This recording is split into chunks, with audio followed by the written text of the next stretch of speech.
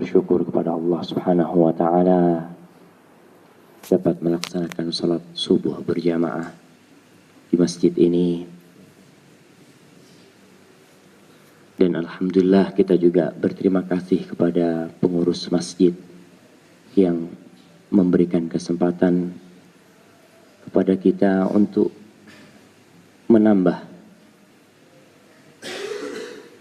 keimanan dan ilmu kita.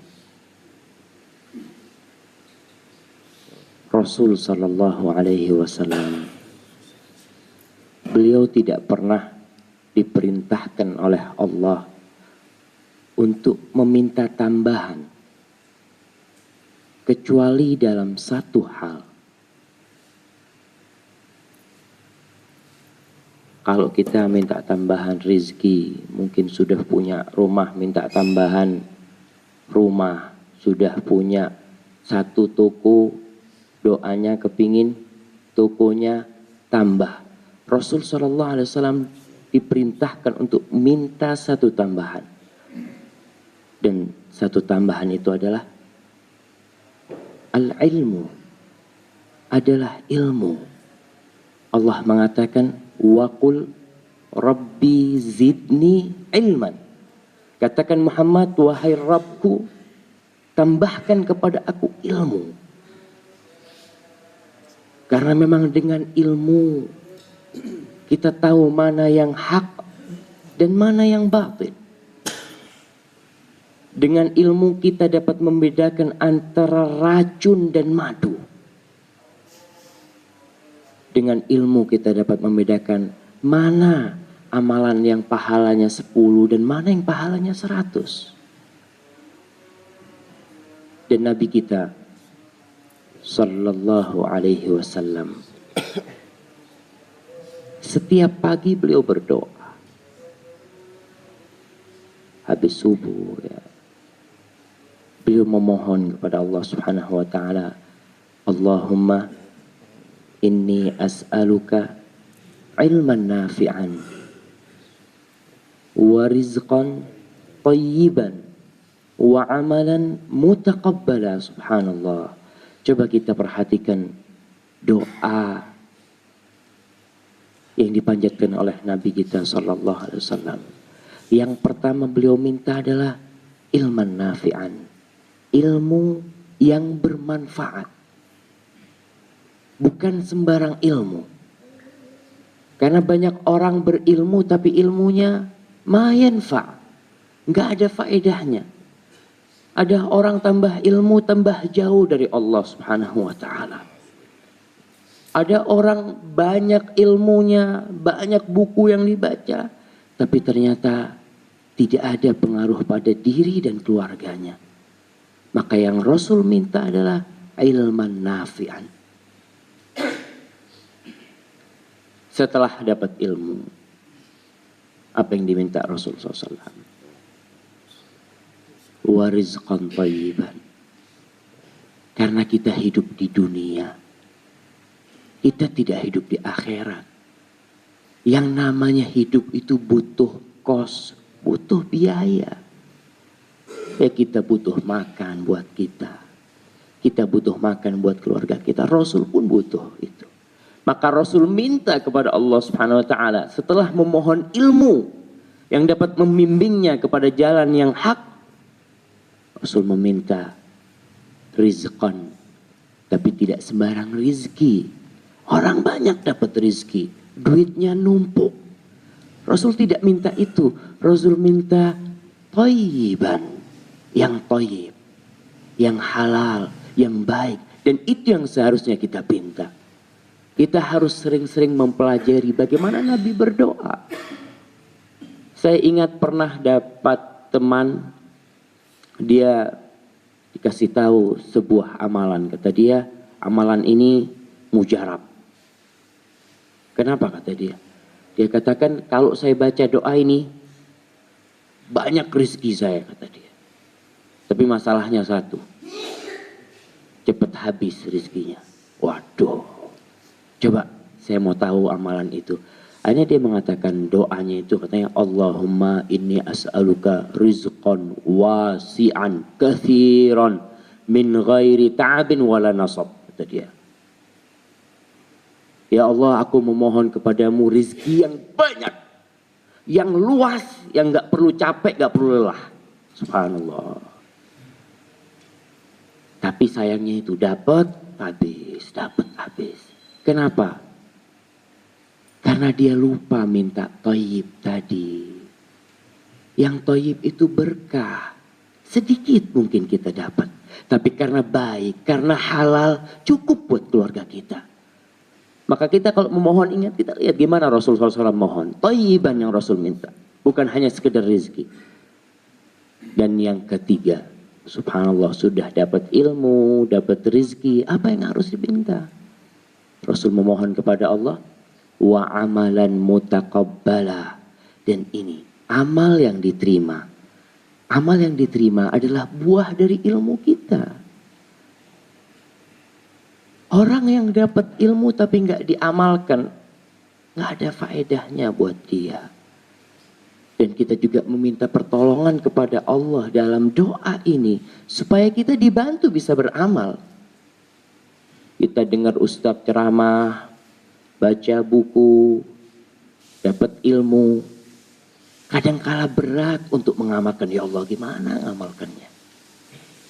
Ustadz jelaskan tentang sholatul lail, tentang sholat tahajud dan kemuliaannya, menjelaskan tentang sholat duha. Dan itu dalam hadis-hadis yang sahih Rasul menjelaskan. Sekarang gimana ngamalkan sholat duha ini? Ya kita minta sama Allah Subhanahu wa taala. Karena yang dapat membantu kita cuma Allah. Maka cobalah setiap hari kita mengamalkan doa ini pagi dan sore. Allahumma inni as'aluka ilman nafi'an wa rizqan thayyiban wa amalan mutaqabbala.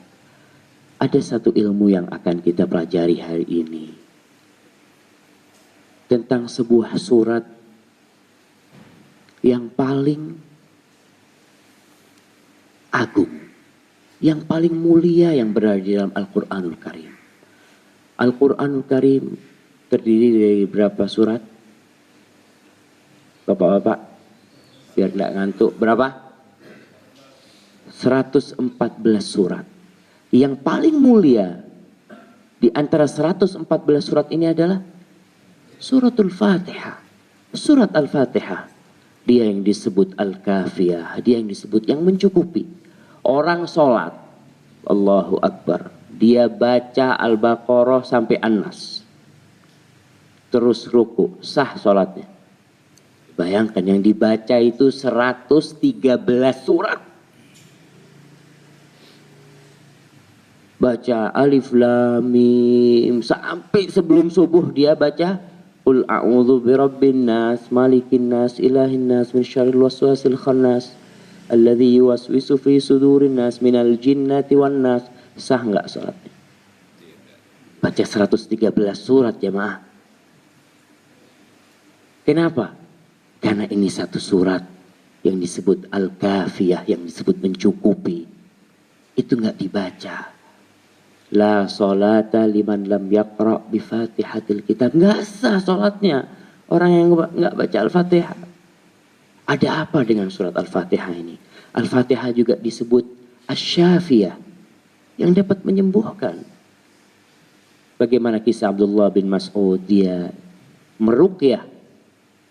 Itu pemimpin satu suku yang disengat ular atau kalajengking, diruqyah dengan Al-Fatihah sembuh. Dan kita kalau dengar satu keutamaan dari Rasul sallallahu alaihi wasallam, kita amalkan. Anak kita sakit, kakinya sakit, ya Allah bacain Al-Fatihah, bismillahirrahmanirrahim, alhamdulillah, mudah-mudahan sembuh. Anak yang sakit ribut mau ke dokter dulu. Iya, ke dokter, tafadhol. Tapi yang kita bisa lakukan, kita amalkan. Mudah-mudahan Allah sembuhkan dengan Al-Fatihah itu. Dan itu surat yang paling utama sebagaimana disebutkan dalam hadis-hadis Bukhari Muslim. Coba kita lihat Abu Hurairah radhiyallahu taala anhu. Dia meriwayatkan dari Rasul sallallahu alaihi wasallam. Qala Allah taala, Nabi mengatakan, Allah berfirman dalam hadis riwayat Muslim, Hadis ini disebut hadis yang diriwayatkan dari Nabi, Nabi meriwayatkan dari Allah, disebut hadis qudsi.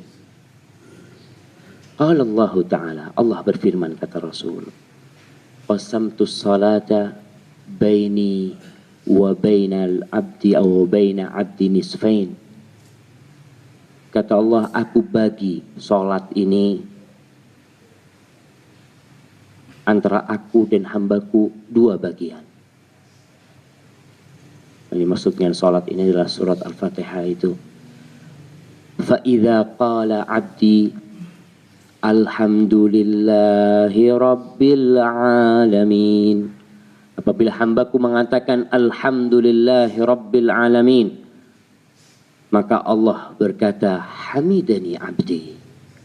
Hambaku memujiku, kata Allah. Iya. Wa idza qala Ar-Rahmanir Rahim. Apabila hambaku mengatakan Ar-Rahmanir Rahim, Allah mengatakan athna alayya abdi. Hambaku memujaku. Dia sebut nama-namaku.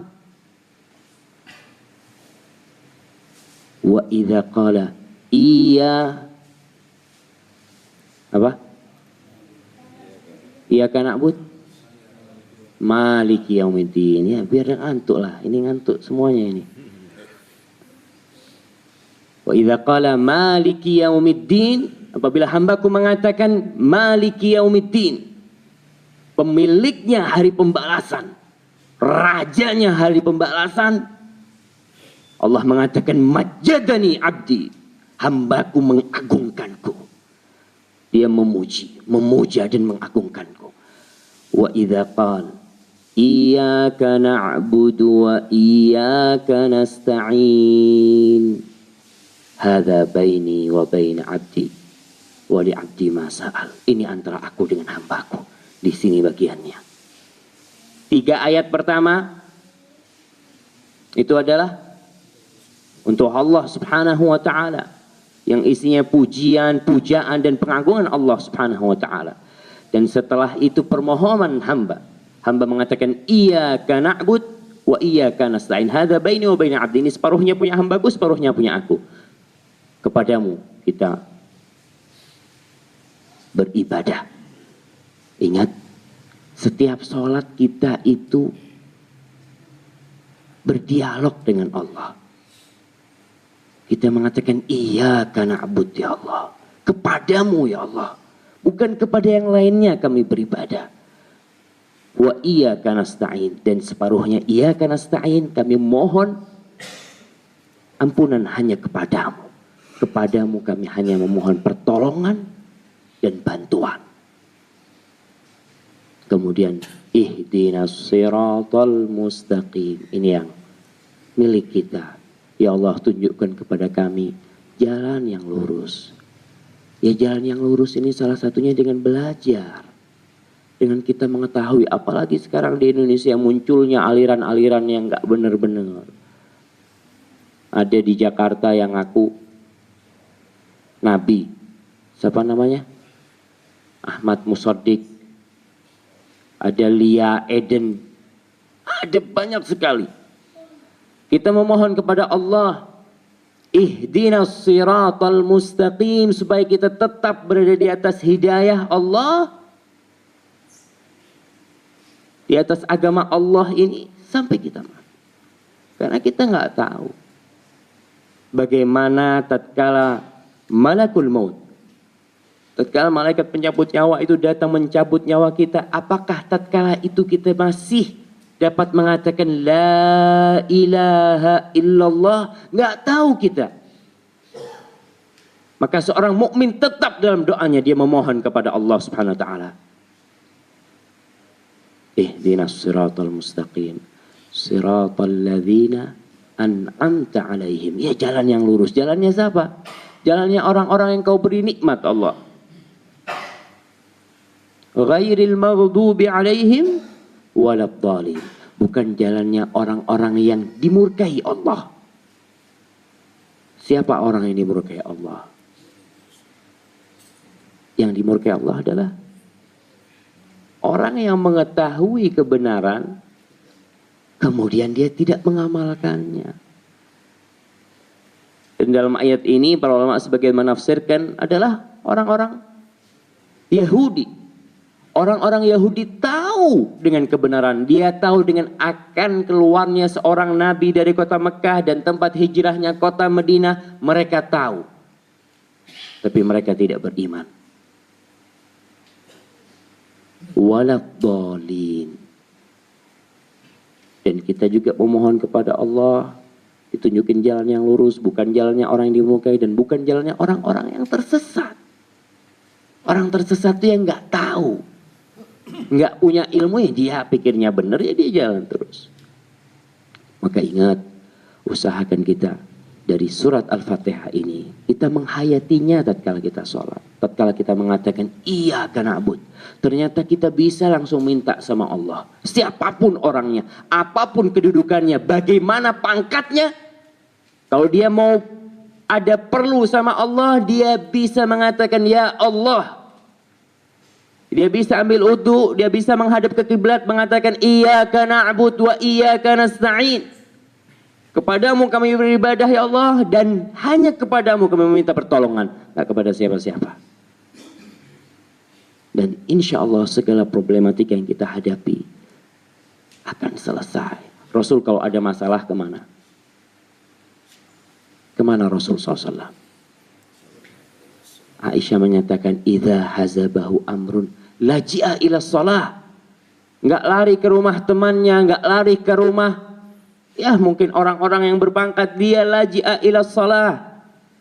Dia berangkat mengadukan permasalahannya kepada pencipta langit dan bumi. Kepada Allah Jalla Jalaluh yang kalau dia akan menyelesaikan masalah hamba hanya berucap kun fayakun. Maka seharusnya tatkala problematika menghadang jalan kita, di keluarga kita, di kerjaan kita, laji'a ila shalah, salat. Adukan sama Allah apa yang akan kita adukan. Dan Allah itu tidak pernah bosan diadui. Kalau punya sohib, sekarang ngadu sama ustadz lah. Ustadz kata dia, anak ini kayak gini punya masalah. Ya didengerin sama ustadz. Tapi ustadz gak punya apa-apa. Besok datang lagi. Besok lusa datang lagi. Ustadz yang lihat, oh itu kok mau datang, itu kunci aja pintunya. Katanya. Sudah capek dengerin. Tapi Allah Jalla Jalaluh tidak pernah bosan mendengar rintihan hambanya. Bahkan Allah suka kepada orang-orang yang suka merintih kepadanya. Allah mengatakan, ud'uni astajib lakum. Minta sama aku, kata Allah. Aku jawab kalian. Maka ingat, dalam surat Al-Fatihah ini mengandung banyak sekali faedah. Kita sudah bertahun-tahun membacanya, tapi kita teruslah diulang, dibaca tafsirnya, dimaknai, dihayati, direnung. Insya Allah, Allah Jalla Jalaluh akan menerima sholat kita. Karena kata Rasul Sallallahu Alaihi Wasallam dalam hadis riwayat Tabrani, wa hasanahu Syekh Albani, Rasul mengatakan, Inna rajula la yusalli salata sittina sana walam tuqbal lahu salat. Ada orang yang sholat selama 60 tahun tapi sholatnya nggak ada yang diterima. La ilaha illallah. Kita harus takut. Seorang mukmin itu sebagaimana kata Hasan al-Basri, bainal ihsan wa makhafah. Dia berbuat baik sudah sama Allah, tapi dia takut nggak diterima. Dan itulah seorang mukmin. Adapun orang munafik mengumpulkan antara isa'ah wa aman. Dia merasa aman. Gampang, saya sudah sholat. Subhanallah. Kita takut sholat kita nggak diterima. Dan Rasul menyebutkan dalam hadis Tabrani tadi itu, sholat 60 tahun, ruku, sujud, wudu. Allahu Akbar. Ada apa sama orang ini? Rasul mengatakan yutimmu ruku'ahu wala yutimmu sujudahu. Rukuknya sempurna, sujudnya nggak sempurna. Sujudnya sempurna, rukuknya nggak sempurna.